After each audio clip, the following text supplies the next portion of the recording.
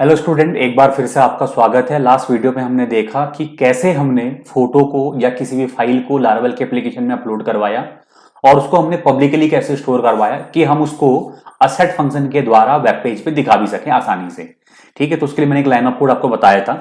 अब होता क्या है कि जब हम लोग इसी कोड के द्वारा जब हम फोटो को अपलोड करेंगे, वो किसी पर्टिकुलर यूजर के लिए सेव नहीं होगी। वो एक मतलब सेव हो गई है, उसका रेफरेंस कहीं पे नहीं है। जब कोई यूजर अपने एप्लीकेशन में लॉगिन करेगा तो वो ये जान नहीं पाएगा या हम लोग उसको उसके बिहाफ पे इस फोटो को अपलोड नहीं कर सकते या उस फाइल को अपलोड नहीं कर सकते, उसको दिखा नहीं सकते कि ये आपकी फाइल है, ये किसी और की फाइल है। तो होना क्या चाहिए कि जो फोटो अपलोड हो रही है, जो भी यूजर अपलोड कर रहा है, उसका वो जो नाम है, जो पाथ है, वो आपके डेटाबेस में भी स्टोर हो जाना चाहिए on the reference of user ID. ठीक है, तो वो हम लोग कैसे करेंगे वो हम लोग दिखाएंगे आपको। अब यहां पर ही सब कुछ तो सही है। अब अगर हम लोग गौर से देखें ना अपना डेटाबेस के अंदर, जहां हमें उस फोटो को सेव करना है डेटाबेस में ऑन बिहाफ ऑफ यूजर, तो आप देखिए यहां पे ID, user name, email, email verify ID, password, remember token, ये सारे आपके पास कॉलम है। अगर मैं चाहता हूं कि यूजर की फोटो यहां पे स्टोर हो तो उसके लिए यहां पे वो कॉलम भी होना चाहिए, प्रोफाइल करके या फोटो करके या इमेज करके, जो भी आप नाम देना चाहें। अगर क्योंकि आप यूजर की फोटो अपलोड कर रहे हैं, उसकी प्रोफाइल अपलोड कर रहे हैं, खुद की उसकी जो फोटो है, तो यहां पर आपको प्रोफाइल करके कॉलम होना चाहिए। तो वो हम लोग कैसे ऐड करेंगे वो आपको दिखाता हूं। तो आपको जाना कहां है, आपको जाना है यहां डेटाबेस में, और डेटाबेस में आपको जाना है माइग्रेशन में। होने को जब आप कोई बड़ा एप्लीकेशन बना रहे होते हैं तो आप ये पहले से सेटअप कर लेते हैं कि भाई आपका डेटाबेस का स्कीमा होगा कैसा, उसमें फील्ड कैसे होंगे, और लेटर आप जो है उसको ऐड भी कर सकते हैं डायनेमिकली। ठीक है, ऑल्टर कमांड लगा के।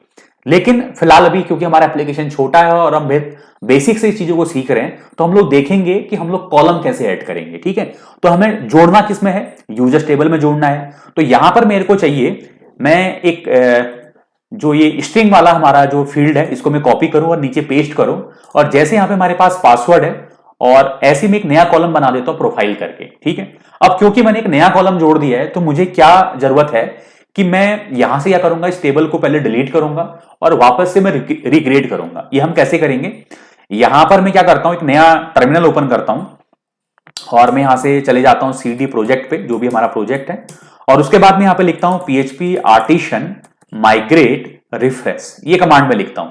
ये कमांड क्या करती है, जो हमारा एग्जिस्टिंग टेबल स्ट्रक्चर है उसको डिलीट करती है और वापस से रिक्रिएट कर देती है। और रिक्रिएट करते वक्त क्योंकि उसके पास एक कॉलम होगा तो वो इसको भी क्रिएट कर देगी। तो जैसे मैं यहां पे एंटर करता हूं तो आप देखेंगे हमारी जो टेबलें हैं वो सबसे पहले डिलीट हुई, वहां से डिस्ट्रॉय हो चुकी हैं और वापस से वो रिक्रिएट हो चुकी हैं। ठीक है, तो अगर मैं यहां पर अब देखूंगा, बट एक प्रॉब्लम यहां पे होती है कि डेटा लॉस हो जाता है, इसीलिए हम बाद में ऐसे रिफ्रेश ना करके क्या करते हैं, नई टेबल बनाते हैं और डायनेमिकली कोई कॉलम को ऐड करते हैं वहां पर। तो फिलहाल मैं यहां पे ब्राउज करूंगा, दोबारा देखूंगा, तो आप देख पाइए यहां पे मेरे पास प्रोफाइल करके क्या आ चुका है, एक कॉलम आ चुका है। बट एक मैंने प्रॉब्लम यहां पे क्रिएट कर दी है कि हो सकता है कि यूजर अकाउंट क्रिएट करते वक्त प्रोफाइल को अपलोड ना करे, जैसे कि हमारे रजिस्ट्रेशन फॉर्म पे है, वहां पर हमने सिर्फ यूजर का नेम, उसकी ईमेल आईडी, उसका पासवर्ड पूछा है, उसकी प्रोफाइल नहीं पूछी है। तो जो प्रोफाइल वाला हमारा कॉलम होना चाहिए वो बाय डिफॉल्ट नल होना चाहिए। वो मैंडेटरी नहीं होना चाहिए कि जब भी अकाउंट क्रिएट हो प्रोफाइल फीड करनी या फिल करनी, अपलोड करनी जरूरी है। तो हम क्या करेंगे, इसको नल बनाएंगे डिफॉल्ट में। तो यहां पर जैसे हमने नलेबल एट्रीब्यूट का इस्तेमाल किया हुआ है मेथड का, तो मैं यहां पर आके प्रोफाइल पे भी ये चीज अपलोड कर दूंगा और वापस से मैं एक बार अपना जो माइग्रेशन है उसको मैं रिफ्रेश कर दूंगा। तो इससे क्या होगा, टेबल आपकी दोबारा से क्रिएट हो जाएगी। तो आप देखिए यहां पे हमारे पास प्रोफाइल करके फील्ड आ चुका है और ये बाय डिफॉल्ट क्या है, नल। अब ये जरूरी नहीं होगा कि हम रजिस्ट्रेशन के टाइम पे या साइन अप के टाइम पे इस फील्ड को भी फिलअप करें, ये हम बाद में भी फिलअप कर सकते हैं आफ्टर लॉगिन। तो वो जो कि हमने यहां पे बनाया हुआ है। ठीक है, तो हम लोग एक काम कर लेते हैं, पहले यहां से लॉगिन कर लेते हैं। तो मैं यहां पे लॉगिन कर लेता हूं। अच्छा, लॉगिन करने से पहले मैं यहां पे अकाउंट क्रिएट कर लेता हूं। तो रजिस्टर करके हमारे पास अकाउंट है, क्योंकि अभी हमने टेबल को दोबारा बनाया तो यहां पे कोई रिकॉर्ड हमारे पास नहीं है। तो यहां पे मैं यूजर नेम लिख रहा हूं, यहां पे कियांस, उसकी ईमेल आईडी में यहां पे लिख रहा हूं कियांस और @gmail.com। पासवर्ड लिख रहा हूं मैं यहां पे 12345, कंफर्म पासवर्ड 345 एंड सबमिट। तो आप देखिए हमारा अकाउंट यहां पे क्रिएट हो चुका है। और अगर आप यहां देखेंगे डेटा में, तो हमारा कियांस, उसकी ईमेल आईडी, उसका पासवर्ड यहां पे सेव हो चुका है और प्रोफाइल अभी हमारी क्या है, बाय डिफॉल्ट नल है। और अब मैं यहां से क्या कर रहा हूं, लॉगिन कर रहा हूं। ठीक है, मैं यहां से लॉगिन कर रहा हूं और लॉगिन के टाइम पे मैं कियांस की ईमेल आईडी ऐड कर रहा हूं, पासवर्ड जो हमने यहां पे क्रिएट किया हुआ था, और मैं लॉगिन कर रहा हूं। जैसे मैंने लॉगिन किया, मैं अपने डैशबोर्ड में पहुंच चुका हूं, जहां पे मुझे कियांस का क्या कर रहा है, सारा रिकॉर्ड दिखाई दे रहा है। अब यहां से मैं, वैसे तो मेरे पास लिंक्स होने चाहिए, बट फिलहाल अभी मैं हर काम स्क्रैच से कर रहा हूं कि आपको छोटी सी छोटी चीज खुद से चेंज करनी आ जाए। तो यहां से मैं अपलोड पे आ रहा हूं और यहां पे मेरे पास फॉर्म है, ठीक है। अब यहां से फोटो तो अपलोड हो रही है, लेकिन वो डेटाबेस में स्टोर नहीं हो रही है, तो मैं इसको डेटाबेस में स्टोर करवाना चाहूंगा। कैसे, देखिए बहुत ही सिंपल है। हम लोग क्या करेंगे, यहां पे होम कंट्रोलर पे आएंगे और यहां पे हमारे पास यूजर मॉडल होना चाहिए।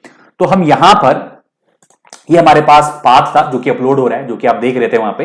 अब क्या करेंगे, देखिए हम यहां पे सबसे पहले यूजर गेट करेंगे, जो कि आई थिंक हमारा गेट हुआ ही है, ऑथ यूजर करके। तो हम लोग ऐसे लिखेंगे, user is equal to auth colon colon user. तो इससे क्या होगा, हमें ऑब्जेक्ट मिल जाएगा यूजर करके।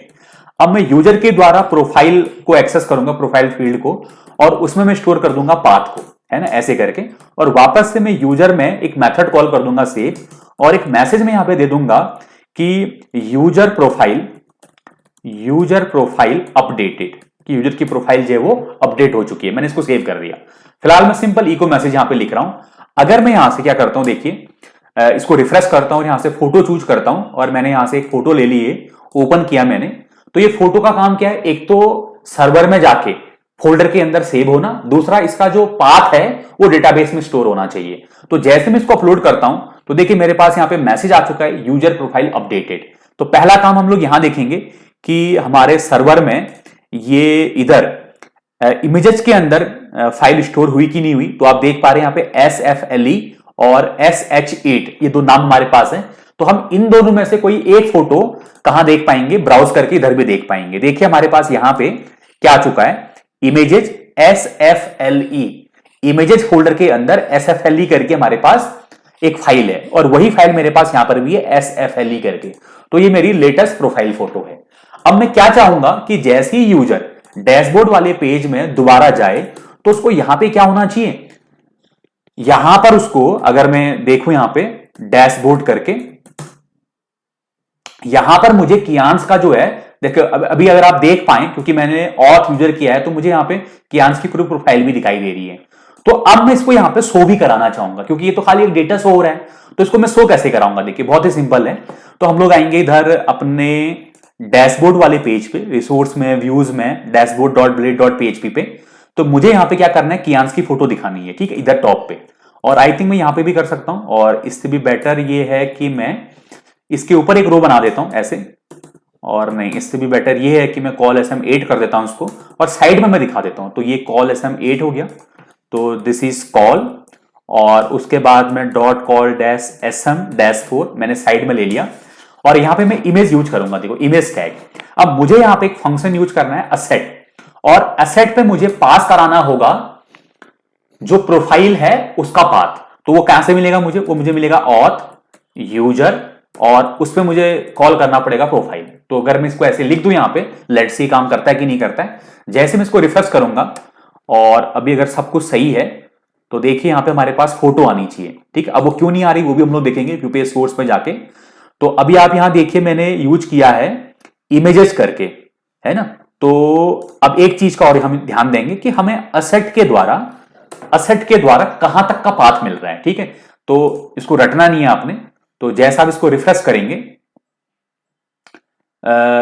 0 आर्ग्यूमेंट, तो ये कह रहा है कि भाई कुछ ना कुछ आप पाथ जरूर पास कराएं। तो लेट्स सी मैं एक एम्प्टी ले लेता हूं, तो मुझे यहां पे इधर तक मिल रहा है, ठीक है। तो उसके बाद मेरे पास पब्लिक भी होना चाहिए, तो I can write public slash करके, then I can write auth, उसके बाद यूजर, एंड देन प्रोफाइल। इसको मैं सेव करता हूं, और इसको मैं करता हूं यहां पे रिफ्रेश। तो देखिए यहां पे पब्लिक इमेजेस ये करके आपका बन गया है। अगर मैं इसको रिफ्रेश करूं, तो लेट्स सी, ओके, तो now we doesn't have data. तो असेट है कि असेट्स है, एक मैंने वेलकम पेज पे भी यूज किया हुआ था यहां पे asset. Okay, now we have to write storage not public, ठीक है, क्योंकि यहां पर जब हम असेट का इस्तेमाल कर रहे हैं, तो मुझे यहां पे पास कराना पड़ेगा स्टोरेज, और यहां, अच्छा, पब्लिक के अंदर मुझे लिखना पड़ेगा स्टोरेज, क्योंकि असेट हमें तो पब्लिक तक का पाथ देता है। तो मुझे स्टोरेज लिखना पड़ेगा, देन इमेजेस तो हमारे पास पाथ में ऑलरेडी है, ठीक है। तो मैं यहां पे लिखूंगा पब्लिक ना लिख के मैं लिखूंगा यहां पे स्टोरेज। इसको सेव करेंगे, इस बात का आप ध्यान रखेंगे। अगर मैं इसको जैसे रिफ्रेश करता हूं, और दूसरा ये इससे बाहर नहीं जाना चाहिए, तो कॉल SM8 पे मैं जो है ओवरफ्लो, या मैं काम करता हूं यहां से ये जो यूजर का पाथ है, यूजर का जो डेटा है वो हटा देता हूं क्योंकि ये इससे ओवरफ्लो कर रहा है। तो जैसे अगर मैं इसको रिफ्रेश करूं तो देखिए नाउ वी हैव फोटो, ये हमारे पास फोटो आ गई है। अब ये फोटो भी क्या हो रही है, आउट ऑफ स्केल जा रही है। तो यहां पे मैं इसको एक क्लास दे दूंगा, यहां पे मैं इसको एक क्लास दे दूंगा that is called img fluid, img dash fluid. तो ऐसे आपने यूजर का जो प्रोफाइल है उसको उसके डैशबोर्ड पे शो कर दिया। ठीक है, तो अगर आप यहां पे राइट क्लिक करते हैं, इसका एक बार और पाथ देख लेना आप। तो अगर आप यहां पे राइट क्लिक करके व्यू पे सोर्स पे आते हैं और या फिर यहां पर आप रिफ्रेश कर लीजिए, तो देखिए यहां पे हमारे पास स्टोरेज, उसके बाद इमेजेस फोल्डर। तो हमें डायरेक्ट यहां पे एक्सेस मिल गया स्टोरेज, इमेजेस, और ये हमारा पाथ। तो ये हमारा आ गया यहां पे, अगर आप देखेंगे ये जो हमारा पब्लिक पाथ है, यहां पे जो हमारा स्टोरेज है, देन हमारा इमेजेस। तो असेट हमें डायरेक्ट पब्लिक तक का हमें एक्सेस दे देता है। तो देन हमें लिखना होता है स्टोरेज फोल्डर का नाम, और उसके बाद जो भी आपका पाथ है, अगर आपका इमेजेस करके फोल्डर का नाम डेटाबेस में नहीं है तो आप उसको लिखेंगे। अगर आपने स्टोर किया है तो फिर आपको लिखने की जरूरत नहीं, जैसा कि आप यहां पे देख पा रहे हैं। तो ऐसे करके आप क्या कर पाएंगे, इसको अपनी जो यूजर की प्रोफाइल है उसको भी आप अपलोड कर पाएंगे। लेट्स सी एक दूसरी फोटो यहां पे अपलोड करके देखते हैं। तो हम लोग यहां पे लिखते हैं अगेन अपलोड, और मैं एक दूसरी फाइल को यहां पे चूज कर रहा हूं। तो मेरे पास है ये वाली फाइल, इसको मैं ओपन कर रहा हूं, देन मैं इसको कर रहा हूं अपलोड। तो आप देखिए फाइल अपलोड हो चुकी है, और वापस मैं यहां पे जाऊंगा डैशबोर्ड में, और आप देखिए ये ऐसे। और ये बहुत जगह पे यूजफुल होगा कि आप ऐसे ही जब आप प्रोडक्ट ऐड करेंगे, प्रोडक्ट क्रिएट करेंगे, वहां पर भी आप प्रोडक्ट की फोटो स्टोर कर पाएंगे। तो जहां पर भी आपको डायनेमिकली यूजर से फोटो अपलोड करवानी है और उसको डेटाबेस में स्टोर करना है, उसका एक रेफरेंस अगर आपको रखना है कि आप जब भी प्रोडक्ट दिखाएं या कोई कैटेगरी दिखाएं तो उसके रिगार्डिंग आप उसकी इमेज भी आप दिखा पाएं, तो उसके लिए आप इसका इस्तेमाल कर सकते हैं। तो बहुत बहुत ही आसान है, स्टेप बाय स्टेप आप इसको सीखिए। तो सबसे पहले आपका काम यह था कि आपको ऐसे पब्लिकली अपनी फोटो को स्टोर करना है सर्वर के ऊपर, और ऐसे आप जो है क्या करेंगे, जो पाथ आपको मिला है उसको आप डेटाबेस में सेव कर पाएंगे, एंड देन सो ऑन। और उसको अगर आपको कहीं पे दिखाना है तो वहां पर आप ऐसे दिखाएंगे। तो आई थिंक आपको चीज समझ में आई होगी। बहुत मजेदार ये कॉन्सेप्ट है और बहुत इंपॉर्टेंट कॉन्सेप्ट है। जब भी कोई आप एप्लीकेशन बना रहे हैं, वेबसाइट बना रहे हैं, तो वहां पर अगर आप फोटो अपलोड करने का ऑप्शन भी रखें तो वो काफी ज्यादा अट्रैक्टिव आपका हो जाता है और इंटरेक्टिव भी हो जाता है। ठीक है, तो मिलते हैं आपसे नेक्स्ट वीडियो में, तब तक के लिए धन्यवाद।